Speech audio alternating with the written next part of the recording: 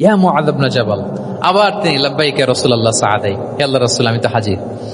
তখন বললেন তুমি কি জানো আল্লাহর উপরে বান্দার হক কি? এতক্ষণ তো জানলা যে আল্লাহর হক কি, তুমি কি জানো যে আল্লাহর প্রতি বান্দার হক কি? আবার বললেন যে আল্লাহ রাসূলই ভালো জানেন। তখন রাসূল সাল্লাল্লাহু আলাইহি ওয়াসাল্লাম বললেন যে আল্লাহর হক যেমনি তুমি জানলে যে বান্দা আল্লাহর সাথে শরীক করবে না, এক আল্লাহর ইবাদত করবে, এটা যদি কোনো বান্দা করে তাহলে ওই বান্দাকে কখনো আল্লাহ শাস্তি দিবেন না। এটা হচ্ছে বান্দার হক। আল্লাহর কাছ থেকে সে এটা পাবে যে আনলা ইউআযিবাহুম, আল্লাহ তাআলা তাকে কখনো শাস্তি দিবেন না। তাহলে আপনারা বলেন তো, ওটে করে রাসূল সাল্লাল্লাহু আলাইহি ওয়াসাল্লাম যাচ্ছে, পেছনে কে বসা? হুট করে বলল মুআয একটা কথা শোনো, আল্লাহর হক হচ্ছে বান্দা আল্লাহর ইবাদত করবে, আর বান্দার হক হচ্ছে এটা করলে সে শাস্তি পাবে না। কথাটা যদি এমনি বলে দিত তাইলে কি এত এটা গুরুত্ব পাইতো? কথা বলেন, পাইতো? এটা তো 10 সেকেন্ডই শেষ। কিন্তু যেতে যেতে হে মুআয ইবনে জাবাল, লাব্বাইক ইয়া রাসূলুল্লাহ সাআদি, কিছু বলে না। হে রাসূল আমি তো শুনতেছি, বলেন। আবার একটু পর হে মুআয ইয়া রাসূলুল্লাহ আমি হাজির, বলেন। আরো কিছু সময় পর হে মুআয ইয়া রাসূলুল্লাহ, মানে তার আগ্রহ বাড়াতে বাড়াতে বাড়াতে যখন আগ্রহের পারদ একেবারে উচ্চাঙ্গে, তখন রাসূল সাল্লাল্লাহু আলাইহি ওয়াসাল্লাম বার্তাটা পেশ করলেন। আল্লাহু আকবার। তাহলে এটা ছিল রাসূল সাল্লাল্লাহু আলাইহি ওয়াসাল্লামের অভ্যেস যে তিনি একই কথা বারবার বলে আগ্রহ বাড়াতেন। 3 বার তিনি বলেছেন, 3 বার ডাক দিয়েছেন হে মুআয ইবনে জাবাল। তাহলে রিপিটেশন এটা একটা অভ্যেস ছিল রাসূল সাল্লাল্লাহু আলাইহি ওয়াসাল্লামের, পাঠদানের ক্ষেত্রে একটা পদ্ধতি। আচ্ছা, রাসূল সাল্লাল্লাহু আলাইহি ওয়াসাল্লামের আরেকটা পদ্ধতি ছিল যে তিনি ধারণ ক্ষমতা অনুযায়ী নির্দেশনা দিতেন, considering the state of the addressee. যাকে অ্যাড্রেস করতেছেন তার ক্যাপাসিটি কতদূর, এটা বুঝে শুনে বলতেন, খুব বাড়িয়ে বলতেন, বেশি কিছু বলতেন না।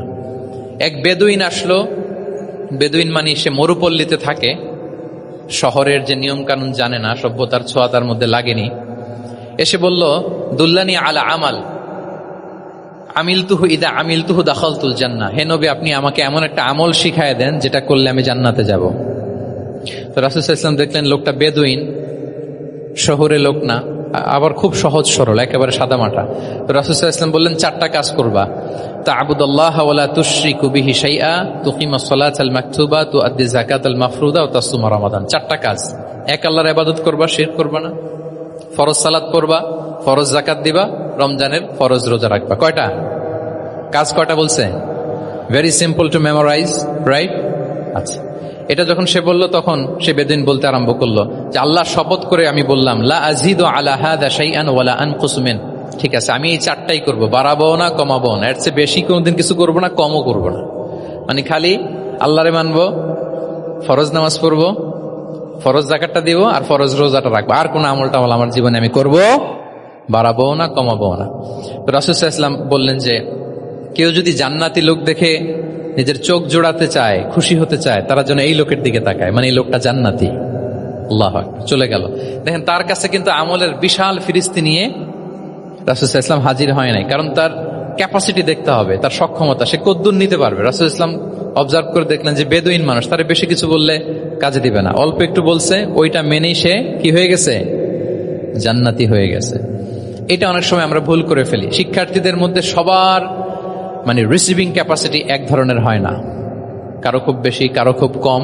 তো একজন আদর্শ শিক্ষকের কাজ হচ্ছে এটাকে ফলো করা, অবজার্ভ করা, এবং যেটা তাদের সক্ষমতায় কুলায় ঠিক অতটুকু তাদেরকে দেয়, এর চেয়ে বেশি কিছু না। রাসূল সাল্লাল্লাহু আলাইহি ওয়াসাল্লামের আরেকটা পদ্ধতি ছিল গ্রাজুয়ালিটি, স্টেপ বাই স্টেপ, ধীরস্থির ভাবে, অল্প অল্প করে, শাইআন ফাশাইআন। আর তাদাররুজ বিল বাদই বিল আহাম্মি সুম্মাল মুহিম, আগে সবচেয়ে গুরুত্বপূর্ণ, starting with the most important affair first, then the important affair, then the important, সবচেয়ে গুরুত্বপূর্ণটা আগে, এরপরে যেটা কম গুরুত্বপূর্ণ, এরপর কম গুরুত্বপূর্ণ। তাহলে একটু একটু করে বললে এটা মানুষের ফিতরাতের সাথেও যায়, তার নেচারের সাথেও যায়। আমরা মদ হারাম হওয়ার কথা জানি, কয়টা স্টেপে হারাম হয়েছিল মদ? একবারে যদি বলা হতো বন্ধ করার সহজ হতো সাহাবাদের জন্য? হতো না। অনেকে আছে দেখবেন যে চেইন স্মোকার, বুঝতে পেরেছেন তো? মানে অনেক সিগারেট খায়, লেটস সে দিনে 10 থেকে 15টা খায়। তো যে চেইন স্মোকার, আপনি যদি বলেন যে এটা হারাম, আজকেই তোমার বাদ দিতে হবে, হারাম, এটা খেতে পারবে না, পারবে? ও দুনিয়া সব বাদ দিতে পারবে, সিগারেট বাদ দিতে পারবে না। তো তারে কি করতে হবে? ফ্লেক্সিবিলিটি দিতে হবে যে আস্তে আস্তে ছাড়েন। 10টা করে খান তো চালাইতে থাকেন না, মানে চালাইতে থাকেন মানে আজকে 10টা খাইছেন কালকে 9টা করে খান, চালাইতে থাকেন, একসাথে সব বন্ধ করার দরকার নেই। তারপরের সপ্তাহে 8টা করে খান, এরপরের সপ্তাহে 5টা করে খান, অল্প অল্প করে অবশ্যই সে কমাতে পারবে। এরপরের সপ্তাহে 2টা খান, এরপরের সপ্তাহে বন্ধ করেন না, চালাইতে থাকেন। সে চালাচ্ছে কিন্তু কমিয়ে আনতেছে, চালাচ্ছে কিন্তু। আচ্ছা, যেই সপ্তাহে সে 1টা সিগারেট খেলো, এরপরের সপ্তাহে এটা তো বাদ দিলেও তার গায়ে লাগার কথা না, ঠিক কিনা বলেন? যেই সপ্তাহে কয়টা খেলো এটা তো স্যাক্রিফাইস করা যায়, কিন্তু 10টা থেকে 0-তে আসা সহজ না। তাহলে গ্রাজুয়ালি আমরা এই ভুলটা করি। অনেকের নতুন করে আল্লাহ তাআলা রিয়েলাইজেশন দিয়েছেন, নতুন দিনে আসছে, দিনে ফিরছে, মানে প্র্যাকটিসিং হতে চায়। এখন আপনি তারে পাইয়া এমন নিয়ম কানুন দেখাচ্ছেন, বেচারা তো বলে আগে যা ছিলাম ওইটাই ভালো ছিলাম।